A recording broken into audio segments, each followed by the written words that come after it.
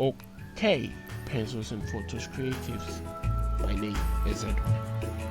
Photography, videography, and more.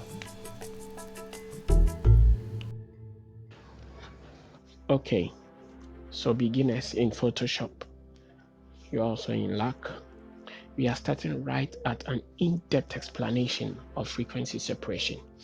This is actually a follow-up on our first ever video we made on YouTube, frequency separation from start to finish. That was an actual workflow of how it is done, not a real in-depth explanation of frequency separation. So this video is to give you an in-depth explanation of frequency separation. So what is frequency separation?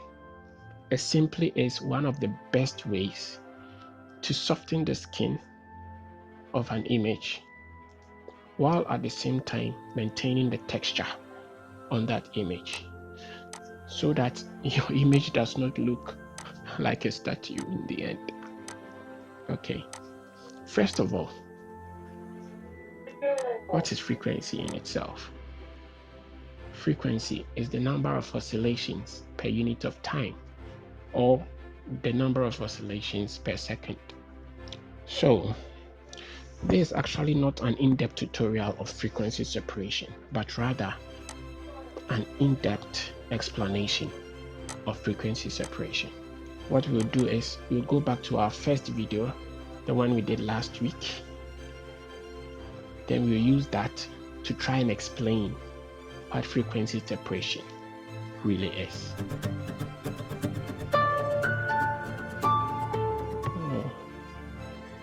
Okay, so we are back to the same image that we used the other time for our frequency separation workflow.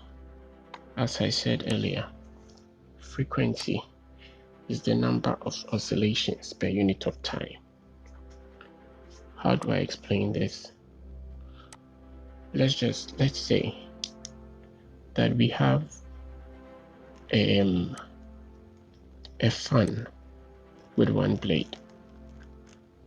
When we switch on the fan, it spins a full 360 degrees 5 times in 1 second. Then we can say that the frequency of the fan blade spinning is 5 hertz. Why? Because frequency is measured in hertz. Now, that same fan is increased in speed and it turns 20 times, 20 full 360 degree turns in 1 second. Then we can say that the frequency of the fan turning is 20 hertz. Now, every color has to do with light. Without light, you cannot see color. And light is an EM wave, an electromagnetic wave. So what does that mean? It means that every color of light has its own EM wave, and every color has its own frequency. Now let me try and show you an image in the form of frequency. Every image can be shown in the form of frequency. So I'll show you this image in the form of frequency. Let's darken this. Then we'll draw with the brush tool. We'll draw a line, a straight line in the middle of this image.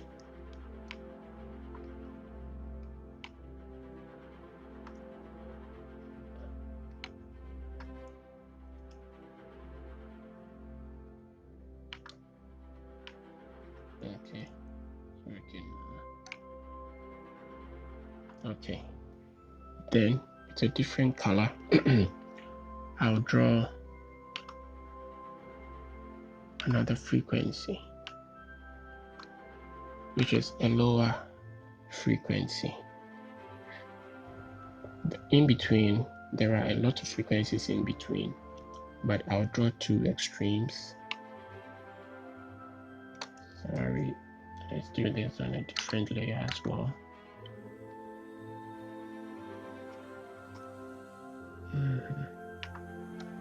Okay.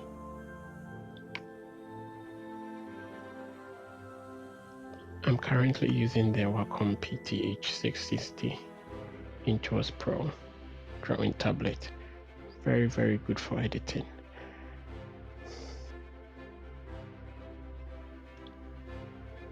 Okay, so now I'll draw. I'm currently using the another frequency 660 Intuos Pro drawing tablet. Very, very another good frequency, which is a higher frequency in a different color. Okay, two extremes.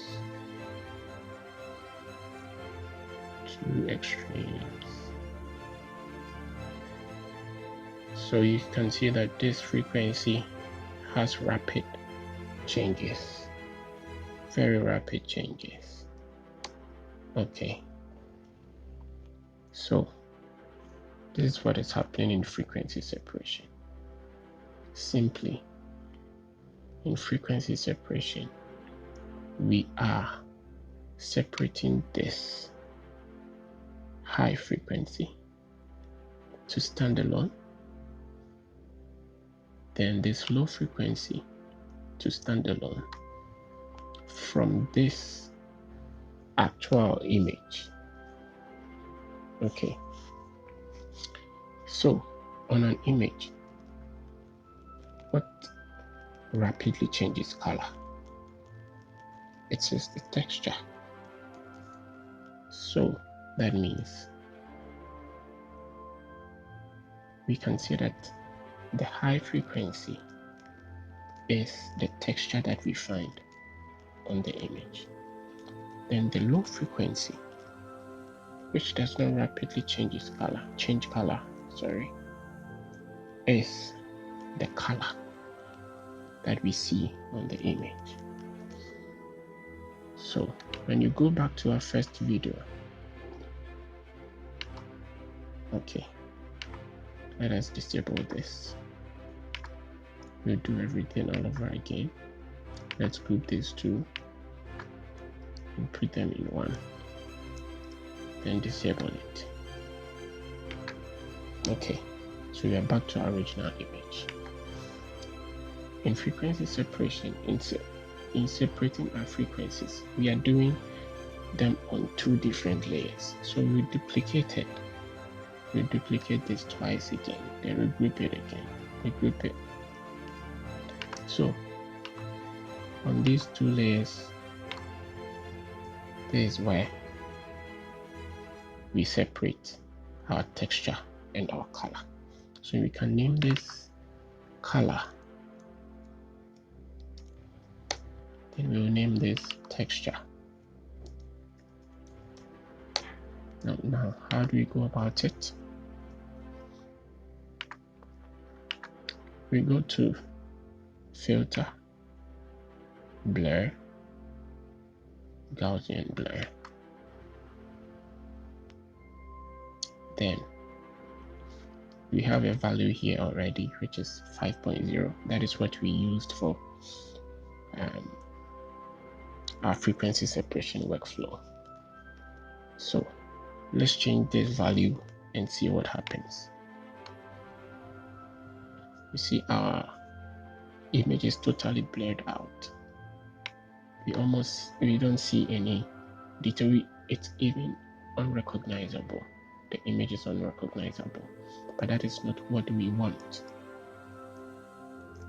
So we go back to our 5.0, which works for us. These values are very important. Okay, so we click OK, because it blurs out all the texture on the layer. You realize you don't see any texture on this layer here anymore. Don't see any texture on the layer. No texture at 5.0. No texture. The texture is all blurred out. It's all blurred out. Okay. Now we are done with that. So you have a color layer now. So we go to our top layer, which is the texture. We are now coming to blur out. Sorry, we are now coming to subtract the color from the texture, leaving only the texture. We are subtracting the color from the texture, leaving only the texture. So where do we go? We go to image, apply image. Then we come to layers. We are subtracting the color layer from the texture layer. So we find color.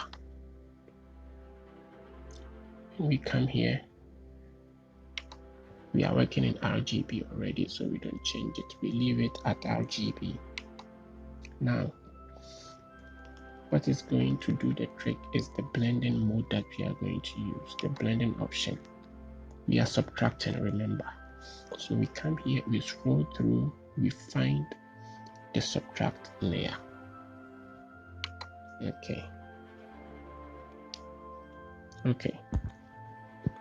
Okay. So in the first video where we did our workflow, I said I'll be explaining these values, why we leave scale at 2 and offset at 128. It is simple. The minimum value of scaling here is 1, and then the maximum value is 2. And now we want to fully, not partially, fully extract the color out of this image, out from the texture. So we have to use the maximum value of scaling, which is 2. For the offset being 128, let's go back to RGB color and see what is the minimal value of neutral gray. 128. For every color that you have, 128 will be the minimal value of neutral gray. 128, 128, 128. It gives you neutral gray. It is to explain why we have that neutral gray in the apply image section where we were. Now, what is the maximum value of RGB? 255, 255, 255. That is the maximum value of RGB. And then the minimum value of RGB is 0. Now, for neutral gray, it's 128. 255 divided by 2. It's not 128. You could say it's maybe 127.5 or something, but no. Here we are taking 0 into consideration. So we can say we are working with 256, and 256 divided by 2 is 128. So that is how we get this neutral gray for applying the image and subtracting to subtract the color out of the texture. Okay, so we click OK. Then we come here to the blending modes again for the layer, and we choose the blending option linear linear light. Okay, then our image, we see our image as it is again. Now let us disable this and see we have our color image showing. Now enable it. So combining these two gives us this original image once again. So now we have fully separated the texture from the actual image. You see?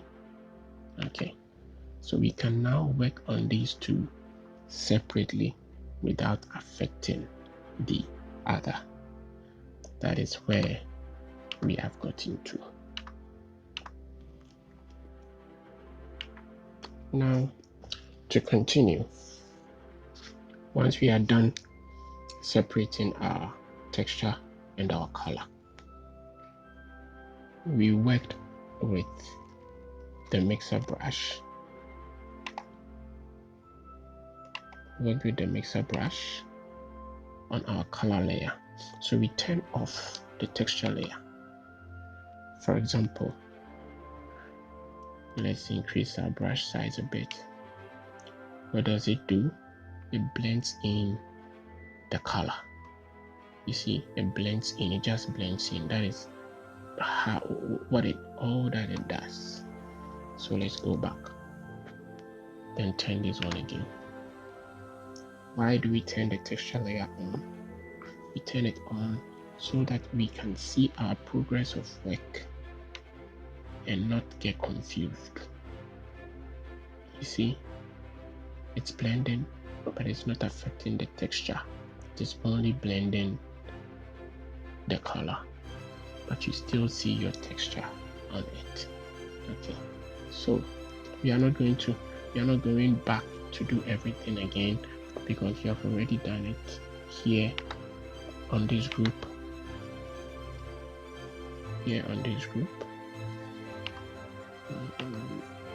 Okay, so we are not going to do it back to do it all over again. Let me see, I think what did I do?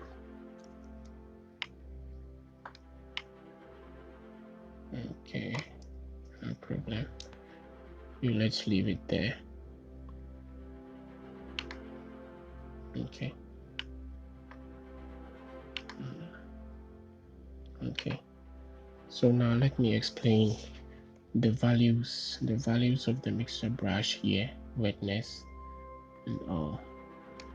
Okay.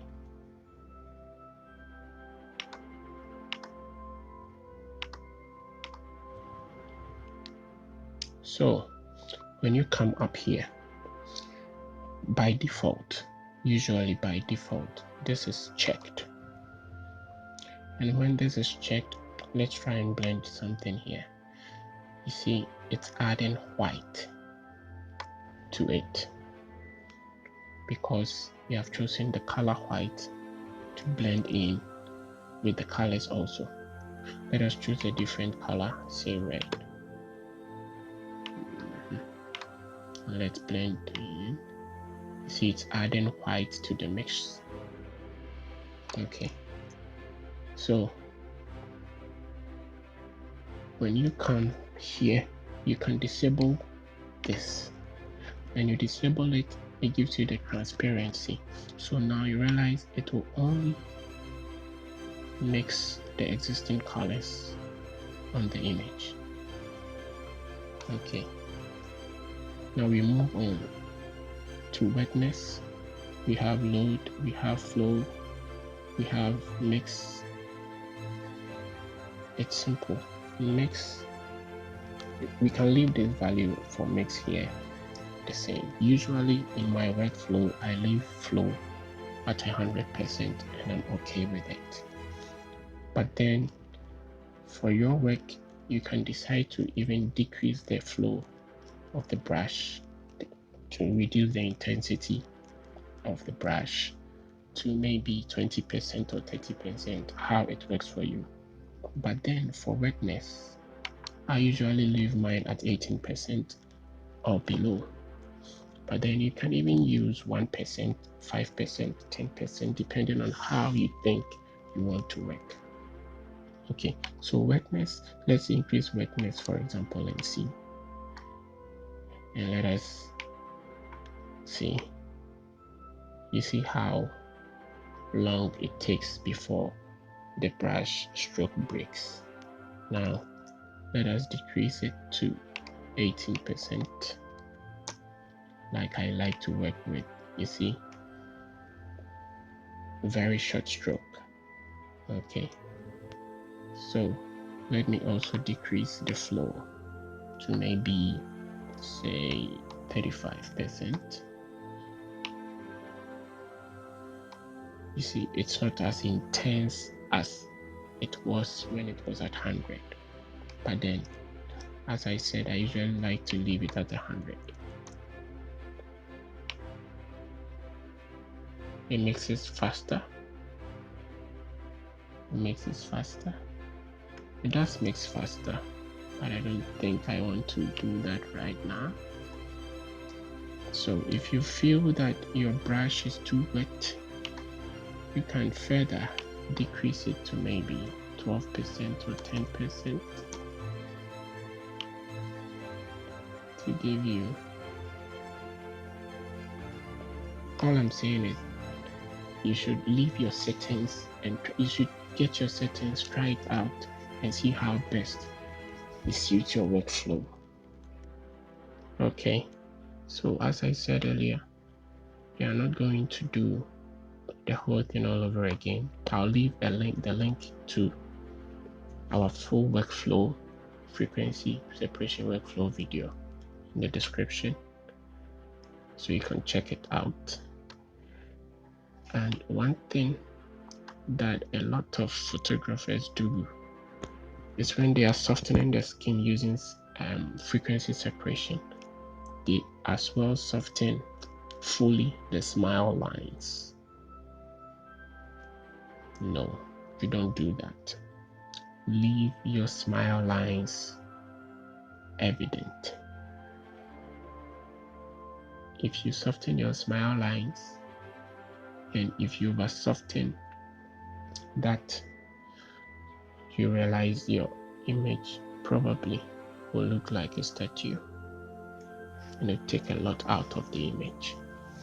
So as we complete this video, I'll say thank you for watching. Subscribe to our channel, like our videos and share. We come your way with more. Peace.